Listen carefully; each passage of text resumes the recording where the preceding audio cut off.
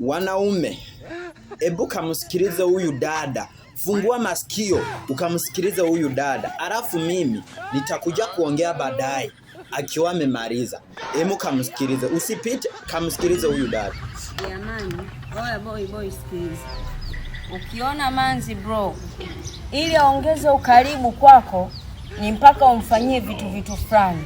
Yaani ili akuite jina la mahaba ni mpaka utatue shida zake. Ili manzi aje magetoni ni mpaka umwahidi nitakupa kiasi fulani cha pesa. Ili manzi aweze kukutina kukuzingatia ni mpaka huo unampa spoili zako. Oya, huyo akupendi. Huyo akupendi bro, punguza mazoea na wapenzi wa watu. Yaani manzi anayekupenda huwa haombi vitu kutoka kwako. Ni mpaka wewe uone hichi kitu unaweza kufanya ufanye. Ila ukiona mpenzi wako ana ujasiri wa kukuomba baby na shida na 200,000, 50,000 ya saluni, sijui mafuta yameisha, sijui nilipie kodi, sijui nini, wewe upendwe. Alafu kuna muuni mahali anaishi kupitia pesa yako. Nisikilize mimi. Kuna muuni mahali anaishi kupitia pesa yako. Yaani wewe unajiona rijali kusema umsaidie mama yako mzazi, unatafuta pesa unaenda kuisaidia pisi yenyewe sasa ambayo hela zako inaenda kula na muuni.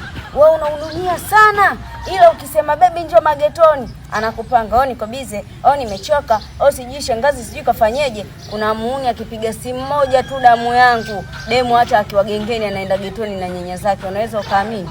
Unaweza ukaamini mwanetu, mimi nakuchana naye chalali. Manzi tuko hivi, mwanaume unayempenda unamuonea aibu kumuomba pesa. Unahisi atanichukuliaje?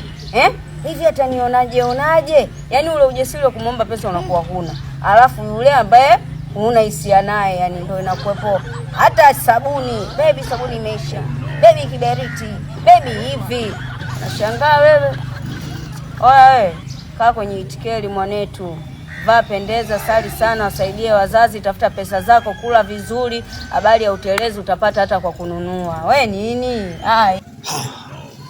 Inatosha dada yangu, inatosha. Emu subiri hapa. Wanaume, si unajifanya wewe uko mtu wa kuelewa. Si unajifanya unaelewa sana.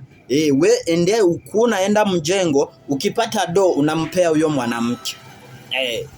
Unampea huyo mwanamke. Uzuri ni wanawake wenyewe wako wanawashauri. Ni wanawake wenyewe, si mimi, ni wanawake wenyewe. Kama uko na masikio ya kusikia, kama uko na kichwa ya kuelewa, hebu kama elewe huyu dada. Kama na haujamfollow, endo